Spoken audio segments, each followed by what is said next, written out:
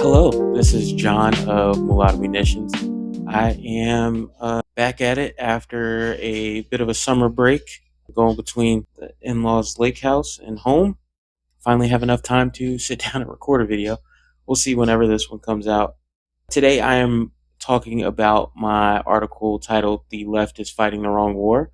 This may be a bit of a controversial topic, but I'm going to do as usual. I'm going to read my Substack essay, and then I'm going to leave a timestamp below to have a full commentary.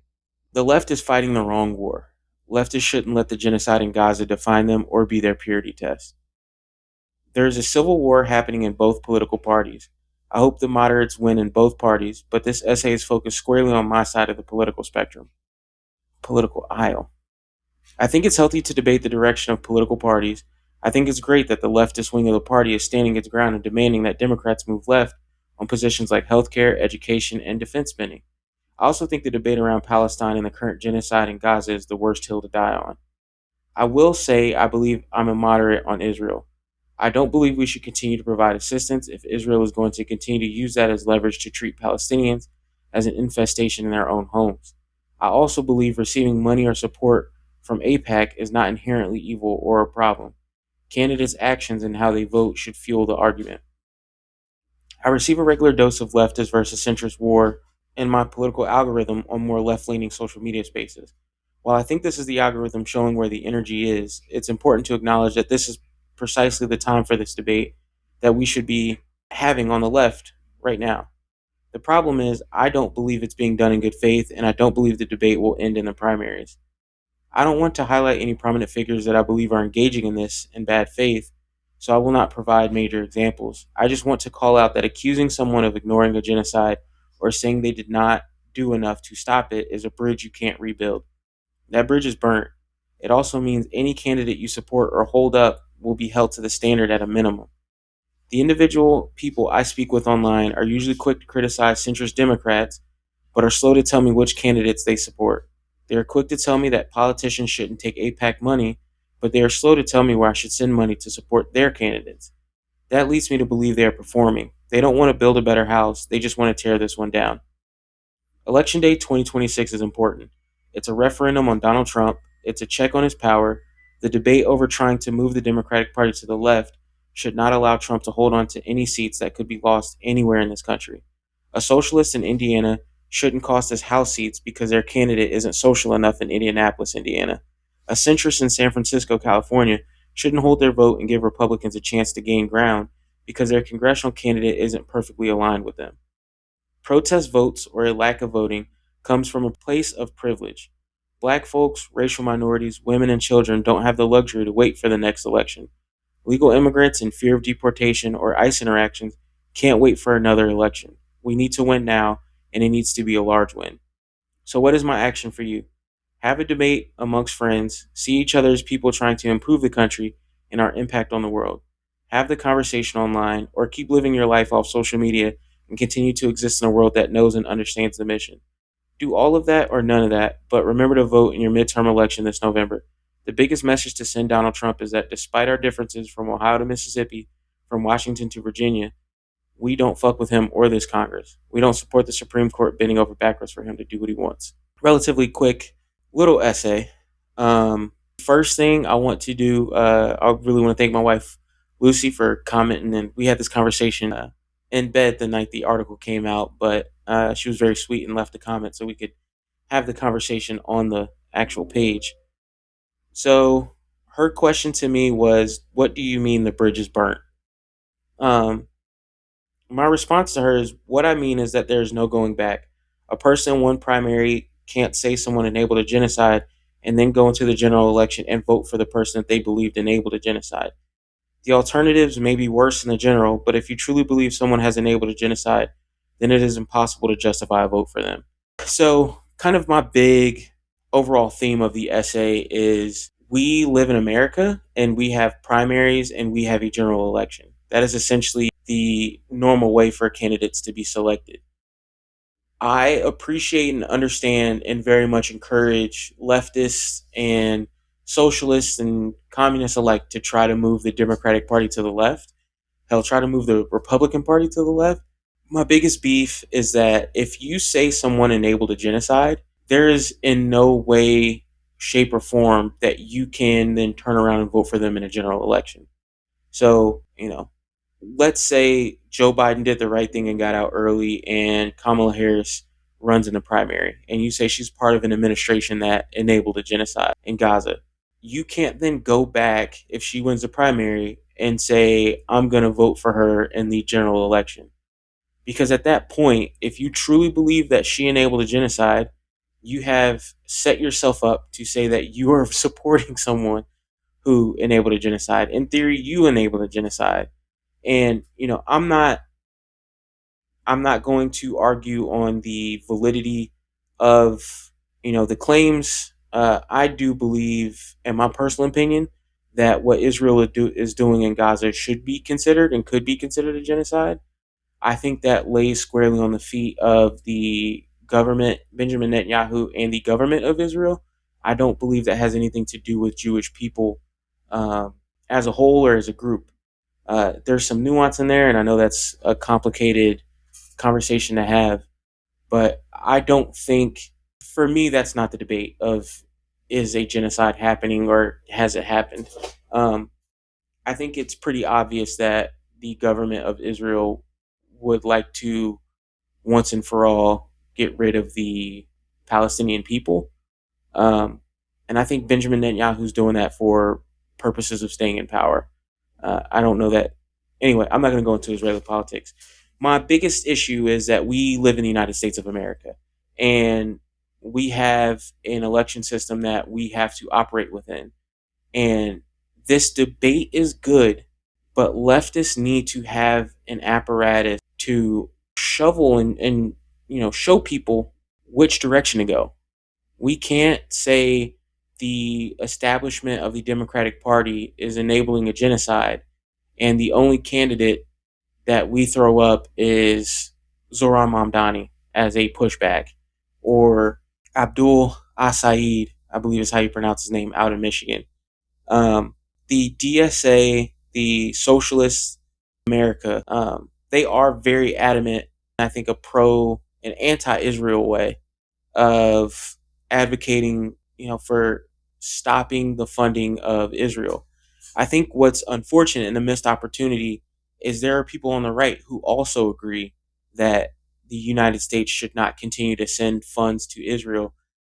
They also feel that way about Ukraine, but there are cross sections for both the left and the right where Israel's actions have gone too far and people are no longer comfortable at a much higher level with sending weapons and arms to the current administration and government of Israel as it stands. And so I think leftists have to understand that, like, that's a great opportunity.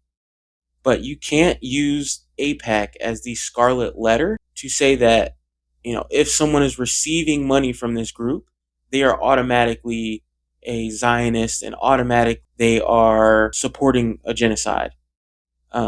Politics is money. And if you are going to advocate for that to be a hill to die on, then you need to have a counter group that, these candidates on an individual level everywhere across the country are looking for funding. And, what rules and agreements are tied to receiving money is very debatable. As a layperson with, no behind the scenes knowledge of what happens with choosing funds, the organizations decide this candidate has the values that we want in Congress. And so therefore we are going to put money in their political campaign to help them win. I currently believe it is illegal, and I don't trust our government, but I think it's illegal for them to say, I will give you this money on the under the agreement that you will do this XYZ thing for me. And I do think I've talked about this in a different essay of, like, does a person feel obligated if they receive that kind of funding to vote a particular way in a certain way? And, like, the best part about our democracy is if you see candidates who are doing these things, you have an opportunity to vote them out, whether it's in a primary, whether it's in a general election. But you have to weigh the fact that the counter to them We essentially have a two-party system. If you withheld your vote for Kamala Harris because you believe that her administration with Joe Biden enabled a genocide, you cannot in good conscience vote for her. And you in good conscience can't allow Donald Trump to be president. I would say, and I know people on the left will disagree with me on this, I think the people of Gaza would have fared better under a Kamala Harris administration than they have under a Trump administration. I think the Donald Trump administration has done nothing to restrain Israel and has at times joined and probably prodded Israel into committing attacks, not only in Iran but also in Lebanon. I don't think Israel's current invasion of Lebanon is solely their own thing. I think Donald Trump gave them free reign in a way that a Joe Biden or a Kamala Harris or any Democrat would have pushed back to argue for restraint, as they've done. Israel has wanted to attack Iran for the longest. It's one of those, Israel feels Iran is its biggest threat, and who doesn't want to take out their biggest threat, especially, as a small Jewish state in the Middle East. And so, the point of this essay is to call out the fact that, what is the alternative and what is the goal and mission today? So, my biggest thing, feel free to comment, feel free to push back. But, if you are a left of center person, regardless if you're all the way left or if you're, damn near on the right side of the spectrum, you just happen to fall left, be very cautious of what hill you're willing to die on. I am a gun guy. I will not die on the hill of voting against my gun rights if that means that, women get access to health care.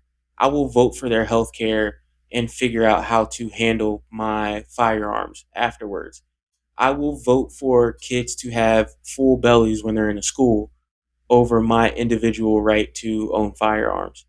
There are hills that for me are worth dying on. I would vote for anyone over an authoritarian. Anyone who is going to dictate to me how I should live my life, I will vote against. And that also means if the is more of an authoritarian, I will vote for the lesser authoritarian. And unfortunately, I think the further we get to the extremes, the closer we get to those conversations. But I do think right now, Democratic establishment is a corporate machine, and Democrats run on money, Republicans run on money. The people who are the most vocal against the current establishment need to set up PACs or have PACs that people can donate to. And maybe it's a Democratic Socialist America PAC. I don't know that there is a PAC for that. But, if you are going to in this conversation online, have the energy to back it up, have the data to back it up. Someone like me, I may throw $25 here and there to a election that isn't in my area because I like the candidate or because I like the policies that they're pushing.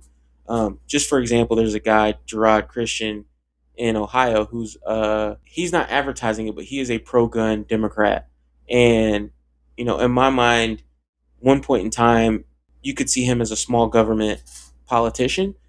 But like those are candidates that I would like to see, especially in the areas that I live in, succeed and do well. And there are a lot of people who feel very passionate about APAC and what that scarlet letter means on candidates who have that in their bank account.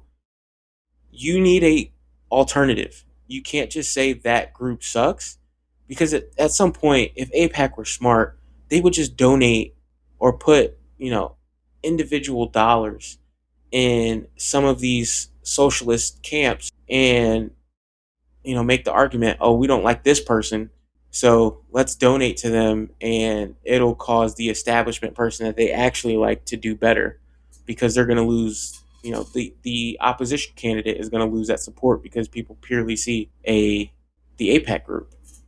All right, so I've beaten this horse, kicked it. I think it's done. So I'm gonna wrap this video up. This was, a quick reaction. I haven't recorded in a while, so we'll see how this one turns out. But if you like the content, follow me on Instagram, The essays are on Substack, mulattomunitions.substack.com. Give me a follow, give me a read. I am open to criticism. Please share.